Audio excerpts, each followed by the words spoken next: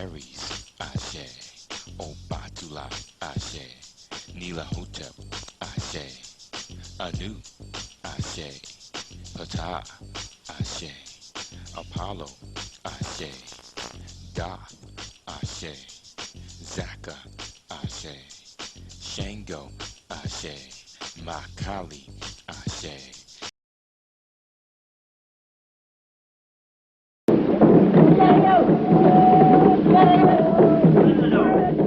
Thunderbird, Sun Bear, Aset, Osar, Heru, Obatala, Oshun, Ogun, Elegba, Shango, Sekhmet, Nakumpa, Umbelenga, Nkulukulu, Oya, Iminya, Oladaru, Aduduwa, Tefnut, Neptes, Mem, Hapi, Hu, Hut, Kek, Heru, Jeshua ben Pandera, known as the Jesus of Christ, Buddha, Hare Krishna, Sai Baba. We got a little more water. Let's see, a good one. Boom, boom. Leola, which is a name for the Great Mother. And the last but not least, Allah. Okay, so that'll do. I guess the spirits will get in there. I need just a little more for the ancestors. Oh, that's gone. You know that. Just a little more. The ancestors. We get this going on. Get this on the road. I'll tell you a little bit about the invocations too. Because right now, I guess, you know,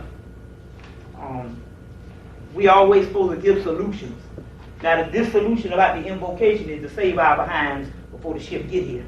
Because you know how it is. We can always walk out our door and some fool, our own people, can be walking around with a gun and shoot us for some crazy stuff. They had 30 murders in Atlanta last month. 30 of them and all. That's one each day, they said. And one brother went to Farrakhan, and after he got out, some brother shot him. He told him, I'm just coming from Farrakhan. And also, we're going to do something. I'll do my grandmother, Irene Shaw, Ashe. My father, Ali Hemmitt Jr., Ashe. My grandfather, Ali Hemmitt Sr., Ashe. My grandfather, Raymond Shaw, Ashe. And my aunt, Mabel D. Ford, Ashe. The representatives of my family. Keith Lane. Ashe. Luther Columbus. Ashe. Leona Willis. Ashe. Edmund Lane. Ashe. Ashe. John Willis. Ashe. Harry Kidd. Ashe. Rufus Holden. Ashe. Charles Harmon. Ashe. Mike Davis. Ashe. Ashe. What's that? Taryn. Ashe. Everybody in your family done passed. Wait, what's that? What else? Who? Anybody else? Charles Harmon. Ashe. Bring them home. Anybody else? That means you got some good spirits around you. Ashe. That means more made it to the other side. Anybody else? Anybody else? Okay, to ancestors known and unknown. Ashe. To gods known and unknown. Ashe. All right. That takes care of all the ancestors, all the gods. Because if you can't think of none, you just go from ancestors known and unknown. Now, I need to say a little bit about these libations. Number one, when you pour these libations, if you understand dimensions, the only difference between you and your family members is this, that they are in another dimension, but they are here also too. They're just not in the third dimension where the physical body houses the actual spirit, but the spirit is in another dimension at this particular time. That's why you can't see it. That's why when you see people born with a veil, or their third eye's halfway open, or you call them psychics, the reason why they can see, they're actually seeing into other dimensions, so it's no really spooked out thing. So now when you pour these libations, you call on that type of protection around you. So now, if you pour these libations, then you should start pouring these libations to the gods and to the ancestors every morning. And at night, if you don't feel like pouring them, you just go to all gods known and unknown, Ashe, and to all ancestors known and unknown, Ashe. You should pour these every morning for the simple fact this is a protective vessel around you while you go out here and all of this crazy stuff. And all this crazy stuff. So, like we were saying today, was a sister that started pouring these things. She got 2 or 3 student loans. She got a record contract, and everything in her life started going well. It's just that we have learned a method of prayer based on the European standards of our Christianity, where they had removed all of the spiritual attainment as far as the ritual of it, which was all in Christianity, all in Islam. They had removed all of that, and the simple fact is told you to pray, and most of your prayers don't even hit the ceiling, let alone get to God. And when you pray, you're talking to God, and when you meditate, you are receiving answers to God. So it's just a matter of, we think we know God, and we think we know all of this type of stuff, and people say this and all, but the point is, it's a wide spectrum of things, and the way we used to do things, this has been removed. So therefore, we are out here hoping we don't bump into nothing, hoping we don't catch nothing, because all the protection has been moved. So in actuality, it's no more than you talk about in the Bible. When you go, your spirit goes this way, or your soul goes this way, or the Holy Spirit. Yep, when we pull this, you doing some voodoo, or you doing some stuff like that, and that's just based on ignorance. So now, that's just based on ignorance. So now, what we want to do is, I guess that's a good, I don't have to invoke Obatala for the simple fact that I think we got to, I did the libations, and I think the spirit is well. But what I'm saying is, for protection, you need to pour these libations every morning, and if you're too tired to pour them at night, then what you need to do is just say to all gods known and unknown, or to all ancestors known and unknown, because things are getting ready to be real hectic around here real soon. So therefore, you need this particular protection. Now, don't take anything that I say light, all because we know at this time, most of the methods that we think we know about have been working anyway. So just by great mathematics, you should be able to just say, I'm ready to incorporate anything. At this particular time, you know that there's no such thing as a devil up under the ground, so therefore you need to wipe out this fear factor. Because if you go up under that ground, you're going to find black people just like us in a whole nother realm that we'll get into also when we talk about the subterranean worlds. So therefore, you know that the hell that you live in is right here in North America. So number one of the main things we want to do at this particular time is wipe out the fear. Now, for all of you people that's here in a belief system that you say, I already got my God and my God works for me, then therefore you don't need to be in no lecture trying to get no additional knowledge. If your God worked for you, and you think that you know everything and everybody, and like one brother told me, if it ain't Baptist, I don't want to hear about it. Well, if Baptist is doing that much, he's right. If that's working for him, then he don't need to hear about this. But if we want to be the actual light bringers, or the 144,000 to actually raise our people up in actuality, then we've got to have some additional knowledge. And like I said also too, I'm only a student also. A few more hints, I must say. At this particular time, you follow no one but yourself. Now, these are things that's coming down from the hierarchy. What is happening is, if you go back and you read any of your books from Moses to Muhammad, they talk to God. All that was nothing but a simple form of what we call channeling today, where you tapping into the innermost regions of your mind and you having a one-way telephone to a higher spiritual plane. And this is the knowledge that can also come down. So now with different things, we are now blessed as black people to not just go and even try to dig up the knowledge that the white man was trying to hide from us, because it'll take us the next 2,000 years. Even though I think a lot of our researchers have done real good up to now. We've gotten it into the spiritual plane now. We've uncovered the history, and now we knocking the mystery in the back door. But the key at this particular time, there was never anything that was hidden. Ivan Van Sertima said that you can never destroy knowledge. And what he means by that is, he said a rock, a spoke, or some kind of leaf or something will bring it back. But he was talking about basically on the intellectual plane, which you could take another 1,000 years. What they don't understand is those records and all are all on the Akashic records and the spiritual plane, and we could have gone within the whole time and found out this particular information. So these are some things that's happening. So we have this whole wealth of knowledge and all. Number one, my name is Bobby Hemmitt. For those of you that don't know me, I'm quite sure everybody knows me. I'll give you a little brief history on myself. I was all set up to be the black bourgeoisie with all the money and everything, and not only that, I had it going on. When I say that, I was not a failure in what I was doing. I had a contract with a group, Roger Bowman Agency out of New York, right on in Fifth Avenue in New York City. I had a contract where I was getting ready to set up my own shoe industry with these Jews and the whole 9 yards. But what had happened was there was a particular current, which is called the Awash Current, that permeated the earth plane to lift black people up to a spiritual evolution so they could take back their planet. And it hit around 1990. And at this particular time, I was right in the middle. And between trying to get the contracts and trying to get some brothers, some black investors out of Atlanta, between fall of 1989 and the spring of 1990, I just totally died, and I've just been doing this. And I was an exceptional great artist, a photorealistic artist. And even when I tried to even go back in my art, I could complete a picture in one day. It got to the point where I could only draw the face or something, and I never completed. And I did about 10 art pieces and never could complete those particular pictures. And that is why the hierarchy has been fashioning people and guiding people in another path of spirituality so they can do work for the people. It's the same thing that happened with Moses, the same thing that happened with Muhammad, and it's the same thing that's happening with you all. I'm not just sitting up and talking about me. There is a reason that you are here now listening to things on your Saturday, your off day, whereas 10 years ago they couldn't have shot you in the head to do it. That is because you are part of that particular hierarchy, not just me. You see what I'm saying? You are part of that particular hierarchy, and God wants you to go on another plane and do other work.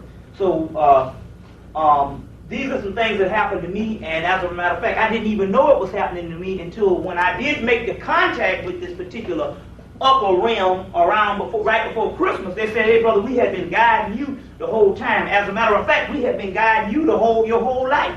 There's times when each one of you have come close to death. Even when you get in a car and drive down the street, any fool can hit you at any time. And there are people that's dead off less things that you could have died from. But yet you are here now, and this is the reason, is like I said on my previous videos, is that you are the ones, not somebody coming out of the sky. You are the one that's going to take back the planet. So what do I mean by that? I'm saying, yes, we got the spaceships and we got all of that, but you are the one that's going to be on those particular spaceships. God is going to come like a thief in the night, which is the conclusion of this particular speech that's dealing with also you. So at this particular time, I want to get into a certain amount of things. And when you get the tape here, he's put a certain thing about the Dogon, which is the city ceremony done every 60 years. So I think it's more than likely I will start off with the Dogon, and I'll go into a little bit of stuff with Khalid Muhammad to tell you a little more things on that. Because each thing that happens, I got a spiritual sister that I go and check to, and she checked with, and she's one of the baddest in the country. And we get the actual juice. And to let you know that this stuff is real, I have even tried to check her up on some things she has said, and it wasn't her. And the spirit would go, now I already told you what time it was, and you trying to check this thing, you trying to be smart. So this is the kind of stuff that we try to, the kind of juice that we have. Number one, this particular city ceremony that we talk about was done every 60 years. The last time it was done was in the 1930s, and it was due to be done again recently.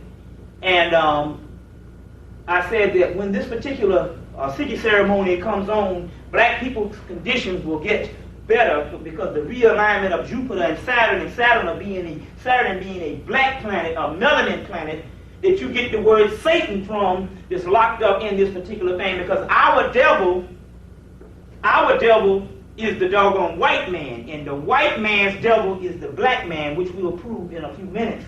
We'll go into this particular stuff because we'll dig deep into the origins of Satan. But anyway, this Dogon, this city ceremony that has been going on, was supposed to realign based on this sacred dance that this Dogon tribe in Africa does, in Mali, Africa.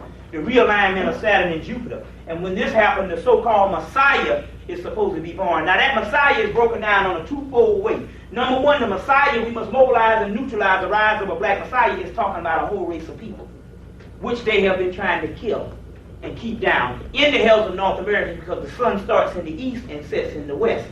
So shall the Son of Man. It's all in your Bible. Well, also, we have this Messiah. Then you also have several people around the world who are people that jumpstart the rest of the people's brains. They are no different than the other person. It was no different than Jesus, than the people that he was so-called leading. It's just that he had gotten the juice and was telling them, is it not written in your law that ye are gods? John chapter 10, verse 34 to 36. Be ye perfect as I am. You can't have two perfects. You understand? We know, and just as I have done great works, greater works ye shall do. which he had learned from the mystery system in Hemmitt that we'll go into in a few minutes. But we understand that this particular messiahship or the rise of black people is on the way because they folks had done this city ceremony, 30-something or 60-something years ago. They just completed this city ceremony. They did it again on April the 23rd of this particular year. So this means that we actually have the Jews, because April of the 23rd, which was on a Saturday, they did it. And it was a 3-day event. And just so happened that we did the alignment. We just didn't wait on them to do this actual city ceremony. In Atlanta, we took a group of us went to Florence Jackson Academy, and on the 25th, which was the last and final day, I think it also was a full moon, we did the city ceremony also. And as a result, we also take 2 or 3 spiritual people who can see in the other realm. We took those particular people with us, and they actually saw us in Mali, in the circle with the Dogon, and we were all joined together. So even though we were there and we was doing this particular ritual, just by us doing the ritual, and there's no such thing as different spaces, it's just dimensions, we were actually spiritually in Mali at the same time doing the actual ritual. So this is the realignment not only from the brothers and sisters over here, but the brothers and sisters in Africa. In Africa also. Now, for you people that do not feel threatened enough that you want to go on with your everyday life and think that this world is promised to you, you got to be out of your mind. Because what this cracker is got up within the next couple of months and within the next couple of weeks is devastating. But then again, we're not trying to preach destruction. We're saying that now we have the juice to do something about it. You understand? So all of you people thinking that I want to get paid and all this, remember, the cracker getting ready to take away the money very soon. I'm quite sure that you saw articles in USA Today. That's right. As well as they came on TV last week when I was in Jacksonville, and they said that, number one, based on the counterfeit lie, which I had already said in the earlier tapes in November that they're going to run a counterfeit lie about counterfeit. Now, they have been counterfeiting money since the doggone dollar bills have been out. But all of a sudden, they started talking about this particular counterfeit bullshit. You see. And then they said, okay, we talking this counterfeit. Then they said, okay, as a result, we got these new bills, and we're going to have these new bills on the market by July. Some say August, some say September, but what I heard out of their mouth was July, which I think is going to be a little more terrifying for the simple fact they're going to get everybody hooked into this system. See, with the debit card system, you was either in the system or out of the system. But some people would opt to be out of the system. But what has happened with this new system that they have now, they're going to have what is called a new dollar bill, which is a red-looking dollar bill where they take it and they shift the actual picture of the president to one side, they put the eagle in the middle, and they put some other part on the other side. So they're going to actually give you a new dollar bill that is the same. You best believe that you can run that dollar bill through any machine, just like you run a box of cornflakes and it's got everything on it. So that is going to be the actual debit card itself, you see. And they're talking about putting this stuff in at least. Like I said, they got bugs in this system. They tried to put it in on March 31st. They tried to put it in a couple of other times. And they finally said that they're hoping to have it in by July. So we're talking about stuff that's right around the corner of all this hell breaking loose. This particular city ceremony that we're talking about is actually giving us the actual current and the juice to do what we had to do. Now, this city ceremony fell in exactly 1 week after we went to the Pinson Mounds and brought back this Native American spirit called Thunderdog that has presided with us at this particular time. And we having a union with the native, I don't want to say Native American, the native indigenous brothers and sisters. We have a union with them now that's going to give us even more juice also. So we have this particular thing that's also going on. And so we have various things. I just wanted to put this particular part about the Dogon. Now I wanted to get into some things about the Khalid Muhammad. Number one, we know that was last Sunday he got shot. It's not even a week yet, is it? Was it last Sunday? Yeah, last Sunday he got shot. Saturday evening, wasn't it? No, Sunday evening. It was last Sunday he got shot. Well, if a person comes that close to you, and going to shoot you in the leg. That was not the goal. Number one, if a person is that close to you, he has all of this and all of this to get to the upper body that can do the damage. But he ended up shooting at the leg. Now, he shot him in the leg and all, and then I'm quite sure that the nation or whoever grabbed him retaliated after that. Some people saying that they saw the gun first. But anyway, the spiritual sister that I tried, so I got to call the sister up. I got to find out what's going down. And she said, well, number one, yeah, we understand that the Jews paid some black person because black people got their own price. You understand what I'm saying? Black people got their own price. And we know that the Jews paid some black people. And remind me, as soon as I get off the collar thing, I'm going to tell you some little stuff about this Will Smith that I said, this Will Smith from Fresh Prince. I say black people at this particular time are so crazy until the right amount of money will make you do anything in the world. So we know now that the Jews actually paid this particular brother to do that. Number one, they can pray him, but we're crazy. If they just give you a doggone medal, you will go out and kill. We love the white man so bad. Or like I said, they're implanting people and putting certain implants in people, and people automatically are programmed to do certain things also too. Come to find out that this particular brother was also in the Nation of Islam that we had also heard at one time is the new stuff that's going down. So we also know that there's no group that's not about being infiltrated or not what you call immune from being infiltrated. This is why you got to deal on the spiritual level. So therefore, you won't have to worry about people infiltrating you. If you're on the spiritual plane, then you don't even have to worry. The actual people will not even come this way because the spirits won't even let them. This is one reason why I'm saying you got to start pouring the libation, and you got to start trying to communicate on a higher level than what you know and what you can see. Also, now, the point I was trying to make was they got to this brother. And what the sister said is all they needed to do was actually shoot him. They didn't have to shoot him and have everybody tearing up America in another right. But what they wanted to do was actually take a bullet and just penetrate some of his body, because what she has said, and I hope this tape gets back to the Nation of Islam, for some reason you can't get in touch with the higher members for some reason, obtain a doggone command when we in the war right now and correspondence are all over. So you know what I'm saying? But the whole key is,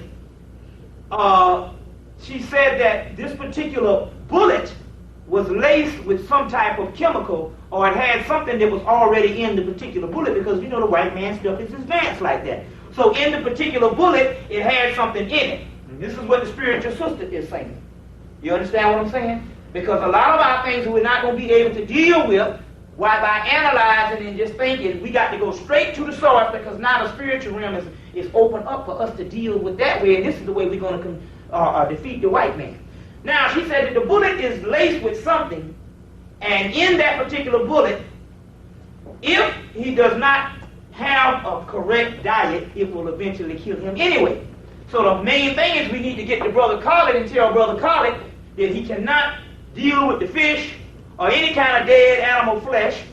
And this was a good thing for all us too, because they're lacing bullets on him, they're lacing stuff in the supermarket with us.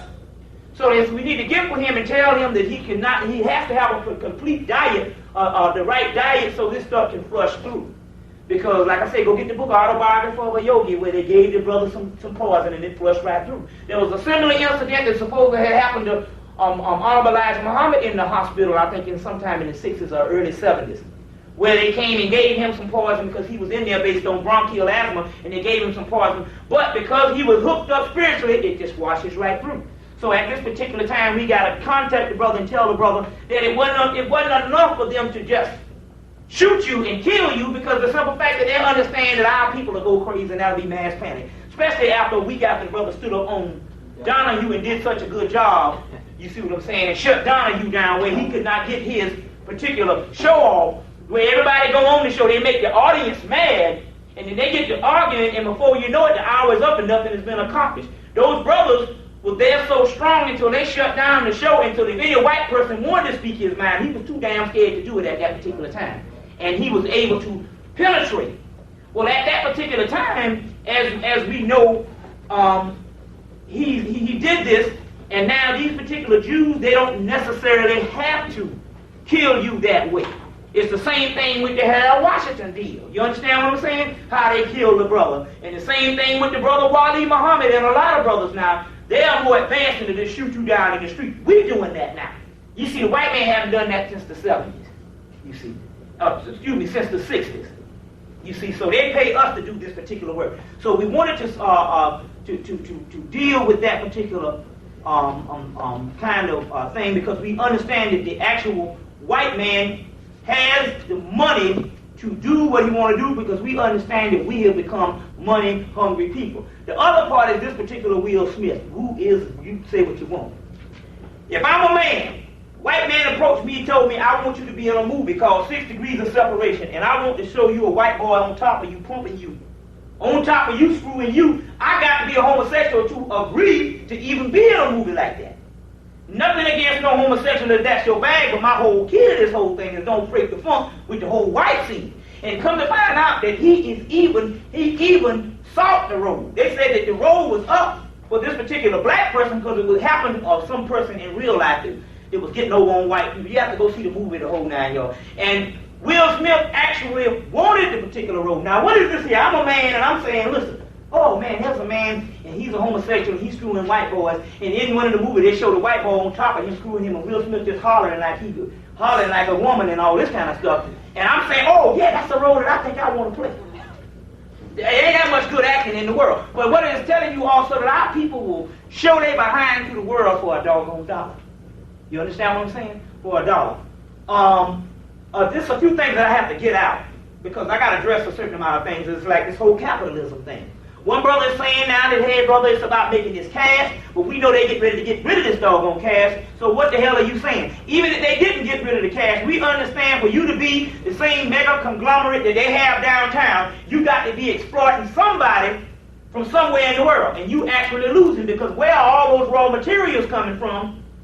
You understand that you are getting to open your company. All those raw materials are coming from our continent. What's that? Okay, yeah, our continent. Okay, and all the raw material are coming. So even if we become these big entrepreneurs and conglomerates, we become the oppressors of somewhere in the world, our people. Be the Asians, be the Africans, and I know some of these suits, like the Armani suits and stuff, that they paying $700 for. Remember, I was in the fashion industry. Some of those suits only cost $14 or so up. But the simple doggone fact, they paying $700 for those particular suits.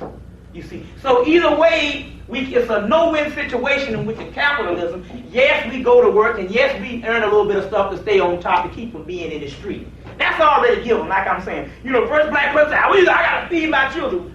That's already given. We don't even need to even come in the door, even in the question. Yes, whatever you got to do that, you've been doing that since you was in slavery. We're not saying that you're supposed to wallow in poverty and feel negative or feel some kind of guilt for wallowing in poverty, but we understand that this is a war going on also too.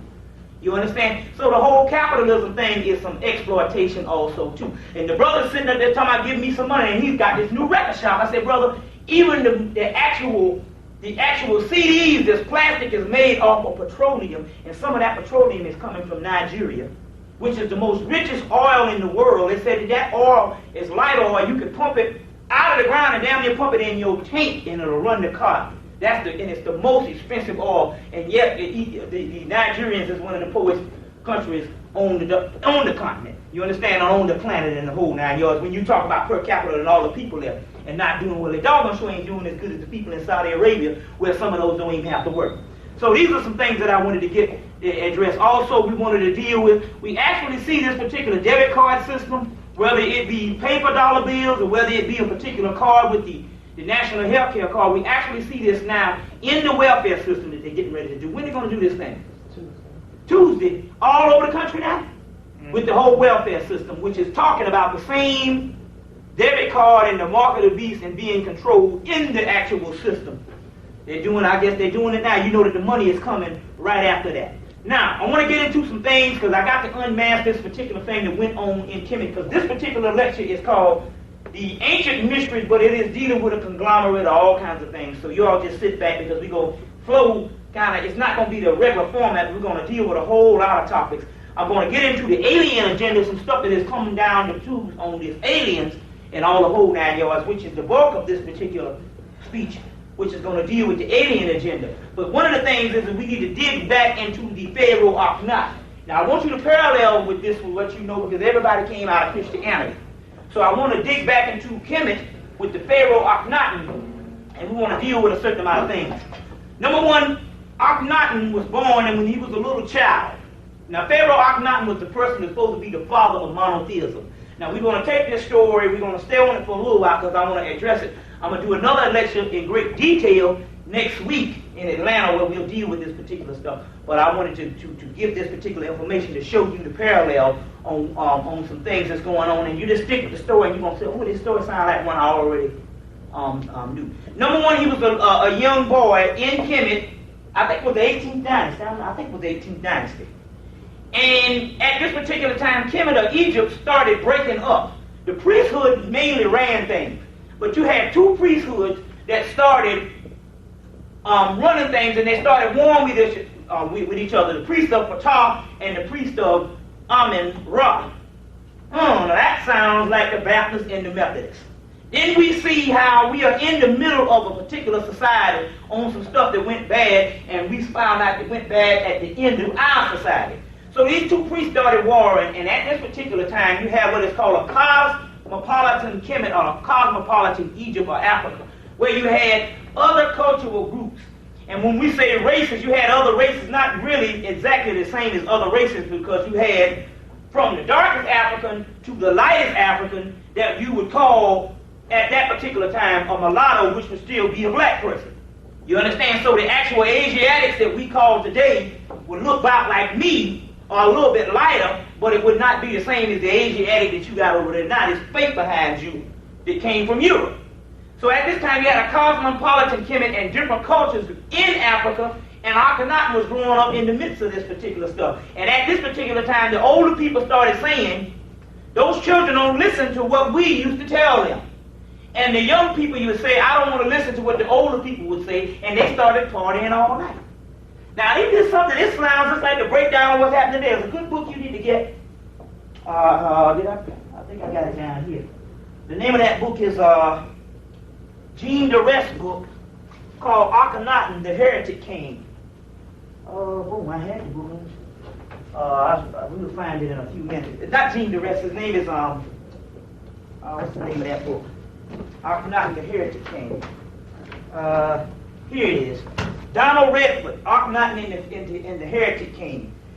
And I'll show you some other things on the picture, because I'm going to pass the picture around in a few minutes and show you some things to let you know on this particular light-black situation that we see that we got right now from one spectrum. And when you look clearly at the light-skinned person, it looks almost white. If you look clearly, you'll know that this particular person is a sister. Now, when we go into this, let me tie this in.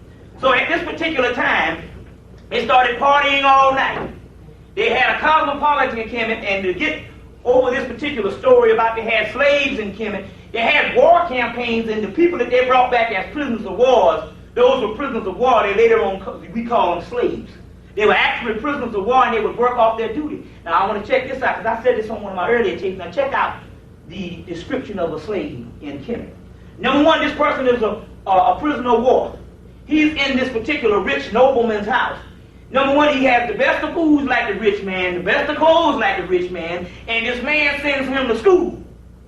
Then after this man sends him to school, the man tells him, I'm going to give you my daughter to marry.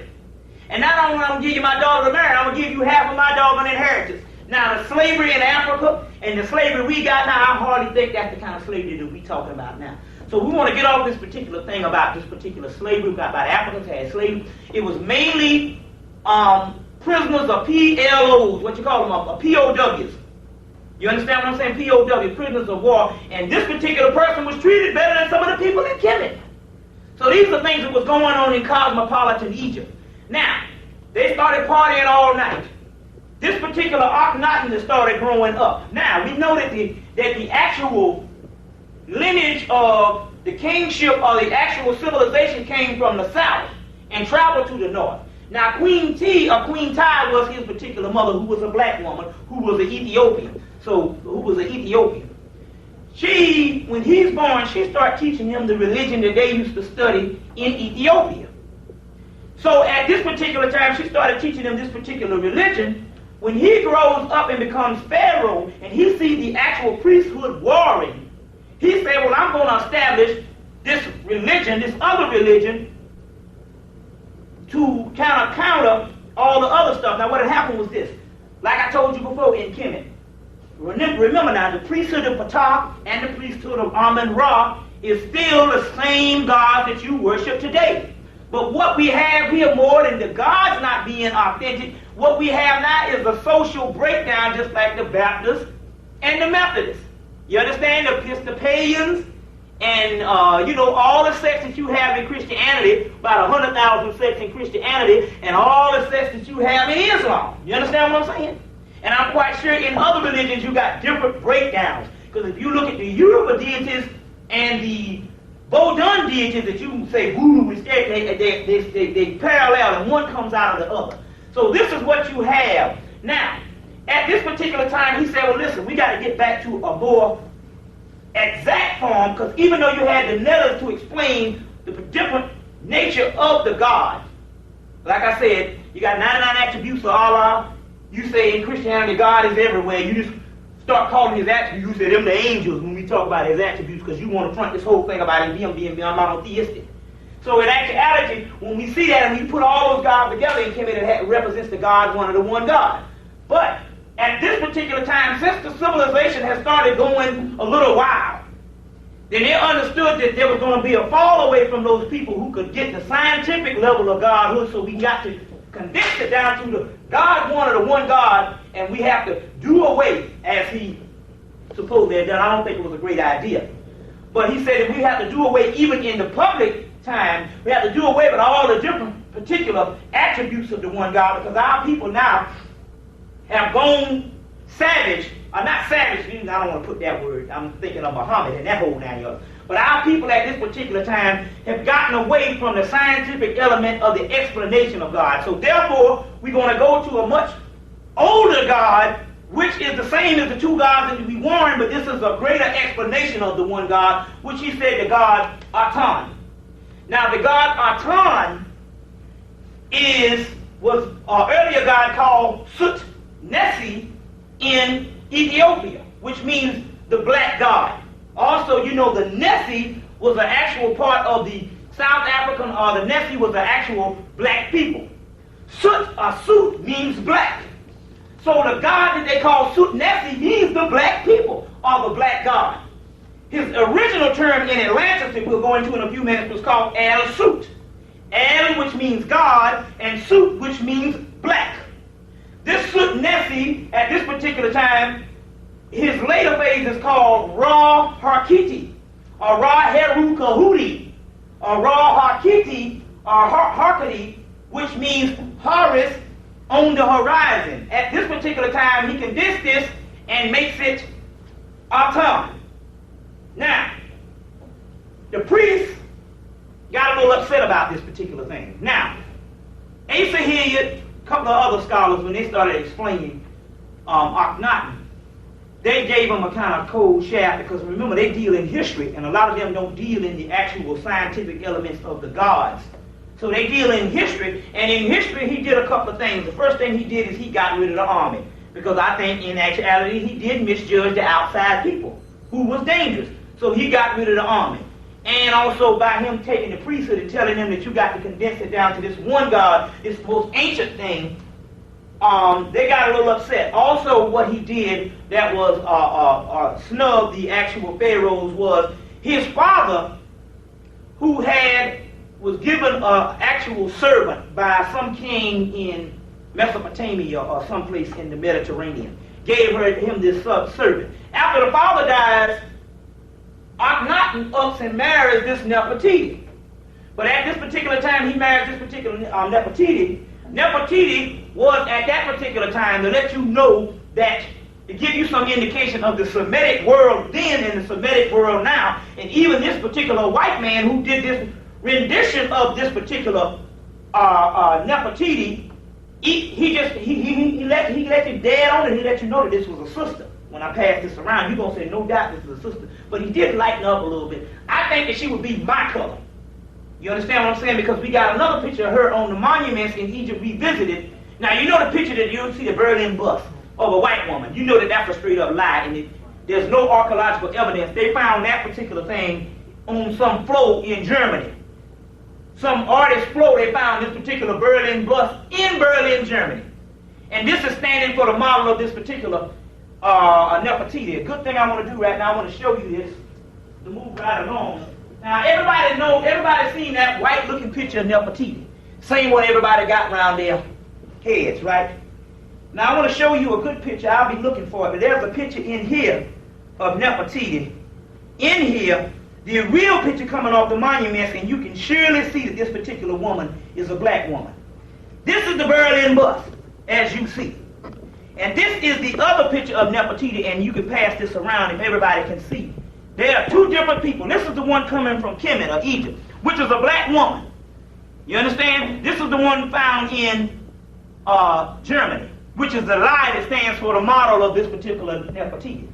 Now, the main thing is she was a light-skinned black woman at that particular time. And now, what Donald Radford did, I think he lightened her up a little bit, but he still showed on the book, on the cover of the book, he still is showing you that this is no doubt a sister.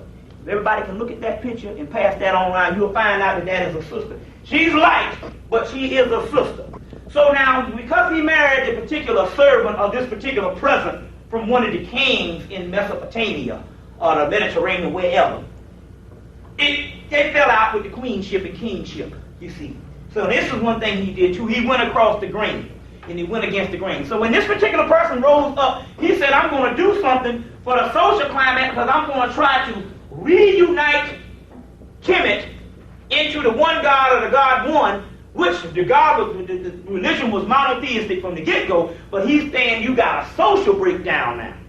You understand? We worship a monotheistic religion, but we worship 100,000 different sets of Christianity. So they say you got a social breakdown at this particular time. So I want to do away with that for the simple fact that the Brotherhood is already talking to him and told him, look, you got to clear this thing up.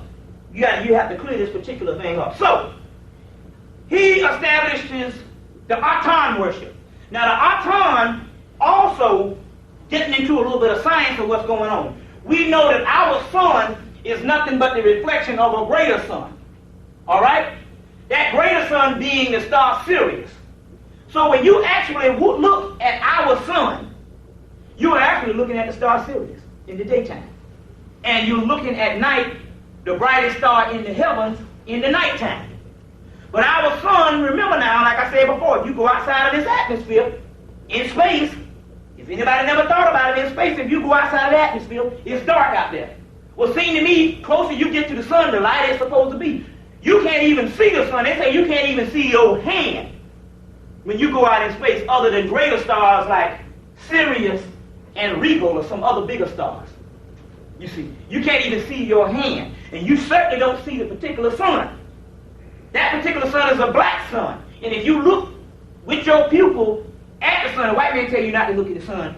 They say the best way we used to cure cancer in Kemet was to look, in Africa, was to look in the ancient land. I only get out of the word Africa because all of this is our land.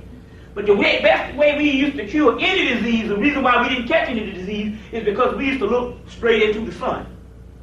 If you look into that sun, just go out there and look. As soon as your eyes are watered at first, and as soon as you get past the rays where your eyes adjust, you'll see that that sun is a black, a grayish black type sun. It's showing you that it's the actual black dot that is also in you, and it's a big ball of melanin, but it is a black sun. The reflection you see is once we go into the atmosphere, that particular black sun is getting caught up in the electromagnetic force field, and what you're seeing is the actual rays of the electromagnetic force field. But those rays that's being identified as the sun is actually the sun behind the sun. So now when we say that Ra would mean, let's say, well, black people worship the sun worship, it was not talking about that particular sun, which was a conductor of a greater sun. It was talking about Sirius, the greater sun, the true father of the universe. So the word Aten means Sirius. Now we trace this because we try to also give you the whole God form of who your God is. And is your God a son, or is your God a spiritual being? And we'll get into that in a few minutes. But this particular Aten, which is the sun behind the sun, was Sirius. Now, the deal behind that is, this particular Aten, known in the priesthood, was called Medu-Ra-Aten. Later on called in Greece Metatron. And also a form of that Medu-Ra-Aten was Melchizedek. and look in your Bible, Jesus is of the order of Melchizedek. You understand? Now, how can Jesus, I thought Jesus was of the order of his father. How can it be of the order of Melchizedek and be of the order of his father? It means that Melchizedek was his particular father. You understand? Which is another word for the most ancient or the most high God. Another word for the most ancient and the most high God was called Adoni. Well, if you take the word Aton and understand Semitic languages like either Islam or Hebrewism, and try to find or understand Semitic languages, you'll find out that Aton would be Adon, which would make Adoni. Now in Hebrew, Adoni means the Lord. So also Yahweh also means is a form of this Aton. Now, he established this particular so-called first form of monotheism. As we know that Moses was a Kemetic priest, or priest in Egypt, of the most learned, and he was a priest learned of all the wisdom and the science. Now, one good book is Moses and Monotheism by Sigmund Freud. You can get this book for $5, where it says that Adoni is a form of Aton, but it would be Adon, which would be Adon, or that Arabic sound, Adoni, which would be the same as Aton, which was one of the ancient words for the Hebrew word for the Lord. Now, the key to this whole thing is, in this book he tells you that Moses was an Egyptian priest, and by Moses being in the priesthood, and that whole thing went down with Akhenaten. Number one, I'm going ahead of myself. What happened was, the priesthood didn't really take him out for establishing an actual religion, a new religion, because that religion came from an older religion of what the other two priesthood, Amen and Ptah, came about of. They took him out based on his social order, on getting rid of the army and restricting the priesthood from doing their thing, and as well as, they say he did a whole lot of thing with the whole interracial thing and this whole 9 yards. Well, I wouldn't even say that. It's a simple fact that there wasn't even no white people. We were just talking about light-skinned black people and dark-skinned black people. You understand? It's just the way white people read history. But anyway, he says that Moses at this particular time, I think it was, I don't know how many years it was after Akhenaten's death, but then Moses comes along and he is a student of the teaching of Akhenaten. And this is how you get the same particular worship of this particular one God or the God one in a more ancient form, or trying to do away with the actual principles of God. Now, the key to this whole thing is Moses was an actual high priest, and he was a student of the actual teachings based on Sigmund Freud, and based on, if you understand, that Aton was an earlier form of the god Sut or Set. We're not talking about the second Set or Satan, or we might be talking about the same one, but we talk about that God being an earlier form of the god Sut or El Sut, which means the black one, where Moses actually says in a Greek papyrus, telling the priesthood, you know who my father is, and my father is that one of Set. And as we know that that particular Set that he's talking about, which used to be the most ancient god, Aton, Melchizedek, Metatron, Set Nusi, Set Nubit, Set Nessi, El Sut, or Awash is another word for this. In that line, he said, you know that my father is Set. That particular Set, if he was not telling the truth, why would Set end up as the third son of Adam in the Bible, if you go check the Bible? Also, that particular Adam comes from the word Adam, atom, which is another form of Aton, you see, which is still talking about the ancient Adam, is still talking about is a connection of God, because the original Adam, there's two Adams in the Bible. There's the Adam, which is the animal man, 6,000 years ago, with the Bible supposed to be born 6,000 years ago. But in the Kabbalah, there's also an Adam Kadmon, which means the heavenly man, which is a form of Metatron, which is a form of Melchizedek, which is a form of Aton. What I'm trying to give you is some form of this particular God here. When you get the video, you can rewind this thing back and really study what's going on. Now, he gets crucified, Akhenaten, for some kind of way. Some people say he got poisoned. You see, he got poisoned. And they take him out. Now, this is the key. Now, in reading this particular story, if you get that particular book, or you can get the book Akhenaten, King of Egypt by SiriusTimesMedia. That's real key. He gets taken out, and they reestablish the other religion again, because I think it was his brother, Tutankhamun, establishes the actual religion. Again, he was an Aten follower, but he gave the priest the right to go back and follow and establish the other religion. Also, with him, by him being the brother of Akhenaten, what happened was they still couldn't trust him, because his real name was not Tutankhamun, it was Tut-on-Aton or something, and he made it to Tutankhamun after he changed it back to the priesthood. So they say, okay, too, since you are part of that, and since you the Pharaoh, you might want to get ideas like Akhenaten did. So they killed him also too and poisoned him at a young age, you see, just as they supposedly poisoned Akhenaten. So one of the good books is also King of Egypt by Akhenaten, King of Egypt by SiriusTimesMedia that died.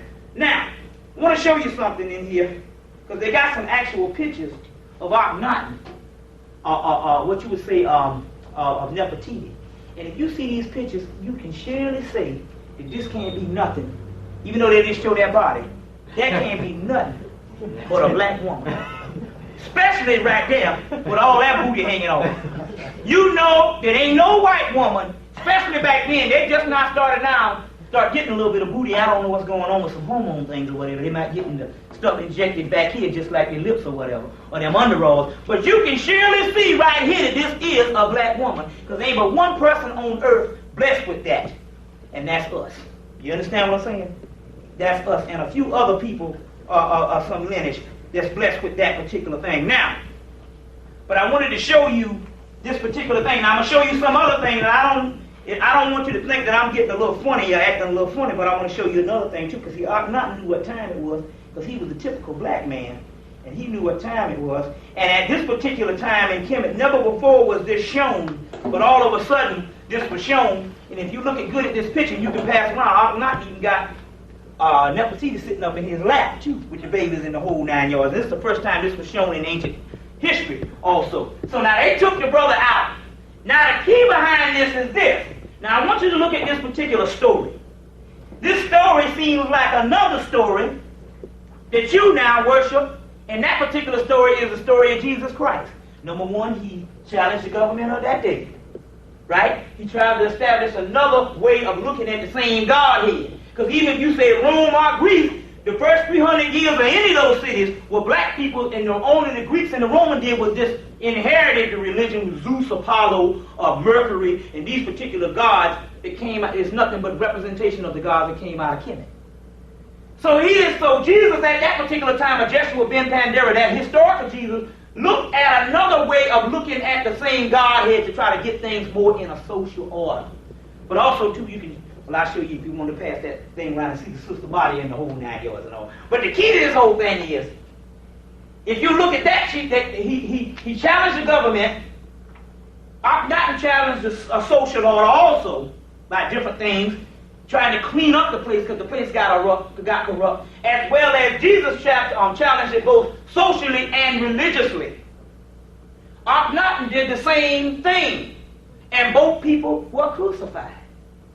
Now we got a possible link, or if this Jesus Christ story is talking about the same one God or the God one, now we got a possible link. And we understand that Moses being an actual student of Akhenaten, which in the Mosaic laws they said there would be a Messiah coming. Now we got a type of link, whether we're talking about this particular Jesus the Christ story being parallel with Akhenaten's story, which the Brotherhood has already said that he was the physical embodiment of Heru at that time to lift Kemet back up on another plane. They're saying if his particular work, I think he reigned for about a couple of years, about anywhere from 12 to 18 years, or 15 years. If he was successful, we never would have fallen. You understand? Because things would have gotten in order. and we wouldn't have been corrupt. Because remember now, in certain cycles, the 26,000 year period, after the 26,000 year period is up and your particular time is not right, you can fall. Well, we know this 26,000 year period was up before this time, but we understand any time in between these cycles you can fall, you will really fall if your stuff is not righteous. Now, if Akhenaten would have succeeded, maybe we wouldn't have failed for the simple fact that he would have established what was supposed to have later been established by this Jesus Christ. But the whole key to that whole thing is, we now know that there's a link between Moses and the Mosaic law, that they also talk about a Messiah coming, that the Jews are still looking for that Messiah, which they have a monopoly on the religion because it came, this closest thing that came up out of Hemmitt other than Christianity. You understand? So therefore we got a possible link that this particular Jesus that they're talking about is also talking about Akhenaten. But some people say, well, wait a minute, I thought it was talking about the God Heru, which is the mythical Christ, is the ever-coming Son. What do they mean? Well, Akhenaten, they said, it had the Christ vibration, that he was the Heru embodiment of that day. But when they say ever-coming Son, Heru means an actual current, a Christ current that's getting ready to hit us, that's upon us. And what it means is that people throughout time can be embodied with that Christ current to do a certain work. That current being now what is called the Awash Current. Everybody following me what I'm saying? So therefore, Akhenaten, and we know that Atan also meant Ra-Heru Kahudi, or Harkidi, which means Heru, Ra, it means harvest, or Heru on the horizon on that Atan disk, which you actually see the disk, the solar disk that he tried to establish, and you always see it. It's in those books too if you pass it around. So now, this particular Christ figure that they're talking about did occur as Heru coming down in the embodiment of actual Akhenaten. And the Christ figure walked among the plains in Hemmitt. But he was taken out also, just like the Jesus Christ that they tried to front on that particular story. Now, we're not saying that that particular story did not happen, because we do know there's records of this Joshua ben Pandera who was crucified. But we understand that the teachings of that particular Jesus Christ that we talk about predate him. You understand? That's like me getting killed now and they're taking Martin Luther King's teachings and putting them on me. Then everybody think that Bobby Hemmitt's teachings is that of Martin Luther King or Malcolm X. It's the same story. And the story goes on even before Akhenaten.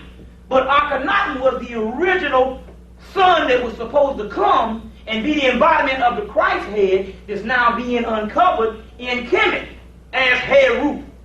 And before him it would be somebody else as Heru, because Heru is also talking about a current. And also, you know, the word Christ means a title. It don't mean just Jesus the Christ, just one person. Christ is a title. The black Krishna, the black Buddha, the black Quetzalcoatl, all of these Christ figures, no more.